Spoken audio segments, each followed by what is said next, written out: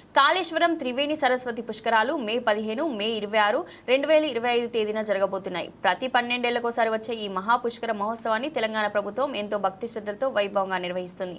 త్రివేణి సంగమంలో పుణ్యస్థానానికి ఆధ్యాత్మిక ఆరాధనలకు వచ్చే లక్షలాది భక్తులు దేవాదాయ శాఖ ఆధ్వర్యంలో భారీ స్థాయిలో అన్ని వసతులను ఏర్పాటు చేసింది. ఈ పుష్కరాల్లో ప్రతిరోజు సరస్వతి హోమం, రుద్రహోమం మరియు ప్రత్యేక పూజలు ప్రముఖ పీఠాధిపతుల సమక్షంలో జరగబోయే ఈ చారిత్రక మహోత్సవంలో ప్రతి ఒక్కరూ పాల్గొనాలని కోరుకుంటున్నానని కొండ సురేఖ మంత్రి దేవాదాయ శాఖ తెలంగాణ ప్రభుత్వం కోరుకున్నారు.